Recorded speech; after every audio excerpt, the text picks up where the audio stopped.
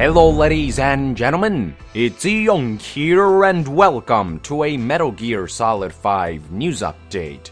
I have spent the majority of these past few dozen MGS5 videos talking about what's included in Metal Gear Solid 5, but today I would like to talk about what's been removed. The following information comes from a variety of sources such as Destructoid, Did You Know Gaming, and IGN and their impressions of Ground Zeroes from the bootcamp event. Let me begin with the list that Destructoid has put together. The first feature that's missing from the game is a separate codec screen, and this isn't necessarily a bad thing.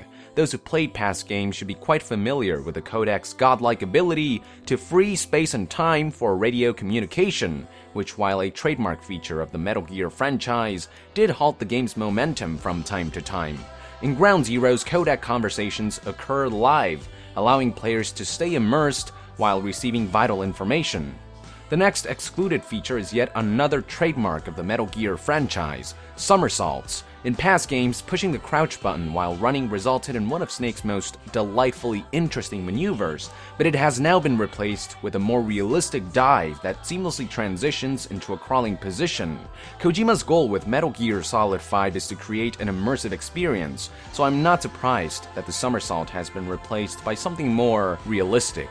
Now this one is going to be a blow to the crotch for longtime Metal Gear fans. Website Destructoid has confirmed that rations have been removed from Ground Zeroes. Now there's still the possibility that they'll make a return in the Phantom Pain, since the main game will likely expand upon Ground Zeroes' arsenal of weapons and items, but they are definitely not showing up in Ground Zeroes. Instead, during near-death situations, players will be using an emergency healing spray of sorts in a similar fashion to Resident Evil. How it works, according to another source, IGN, is that when Snake is close to dying, a prompt will appear asking if players want to use a healing spray. Then all players have to do is push a button, and Snake will proceed to heal himself. Now, for those worried that this will make the game too easy, IGN emphasized that unlike rations, these healing sprays are very limited in supply.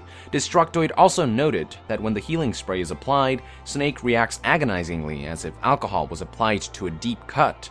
This entire healing spray concept once again seems to fall in line with Kojima's goal to make Ground Zeroes more realistic.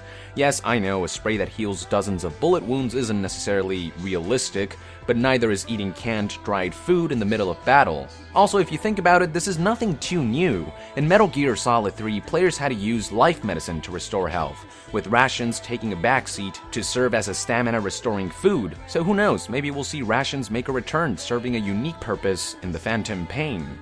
Now, of all removed features, this is the one that I find strangest. In Ground Zeroes, players can no longer tap surfaces to attract guards' attention. For a game that's been labeled Peace Walker 2.0 numerous times, this is rather strange, since Peace Walker and just about every Metal Gear Solid game has allowed players to perform this simple method of distraction. But it's not all doom and gloom, since empty mags will make a return, which players can throw to create noise and distract guards. Players also now have the ability to hold up enemies or chokehold them and then force them to call nearby patrol, which has a lot of new strategic implications. So there are still ways to distract or attract patrol, but I still find it unfortunate that the wall tapping won't make a return. Now this next one is not too consequential for me at least. Ground Zeroes will not feature any tobacco products as usable items. Some past games allowed players to use cigarettes or cigars, but in Metal Gear Solid 5, or at least in Ground Zeroes, expect to see tobacco products only in cutscenes, similar to Peace Walker.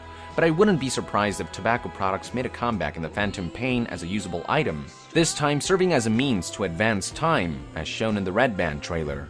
This last excluded feature from the Destructoid list will probably ruffle as many feathers, if not more, than the exclusion of rations. Destructoid confirmed that the cardboard box would not make a return in Ground Zeroes, at least not as a usable item.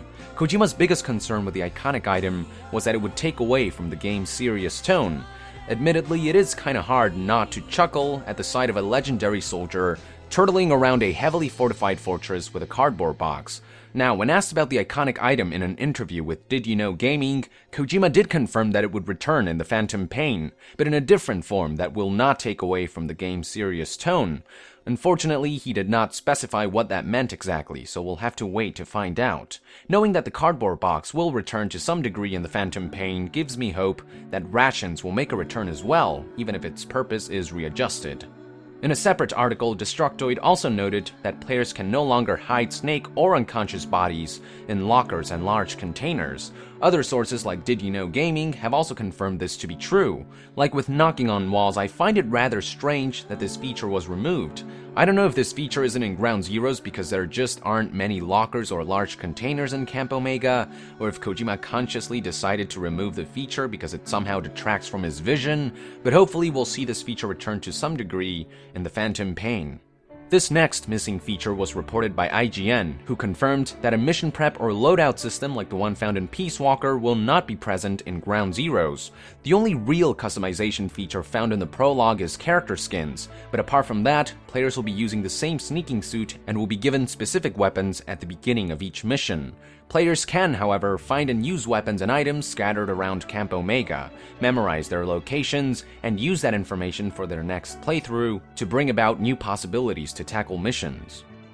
The website also reiterated that the Fulton recovery system will not be in Ground Zeroes, meaning players will have to manually carry POWs and hostages to the extraction chopper. Fortunately, it's been confirmed a while back that the Fulton recovery system will make a return in the Phantom Pain, since it will feature a full-fledged base management system.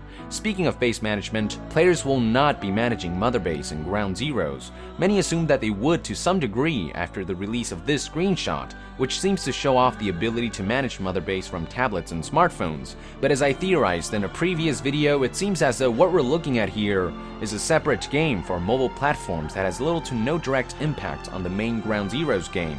The fact that the app is labeled Mother Base Game rather than Mother Base App or Mother Base Manager should further drive this point forward. The lack of true base management system also means mission selection has been simplified, meaning it's no longer integrated with the Mother Base menu. After finishing a mission, according to IGN, players will be simply taken back to the main menu and they'll be choosing their missions from there. The menu probably looks exactly the same as what we have seen in the various gameplay demos and screenshots that have been released between Tokyo Game Show and now. Apart from these, most of you probably know the rest. No more Soliton radars, no more health bar, no more classic inventory system, etc. Now, I keep using the terms missing, excluded, or removed features, but a more appropriate word to use is replaced. Where a feature may be seemingly missing, another one is there to compensate for it. So don't worry folks, Kojima is not dumbing the game down, just refining it to fit his new vision of the stealth genre. So there you have it folks, be sure to let our nation know in the comments below your thoughts on some of what's missing from past games, and to be further updated on Metal Gear Solid 5, be sure to join the nation and subscribe to Young Yeah. I'll see you guys next time. Thank you very much, and Young out!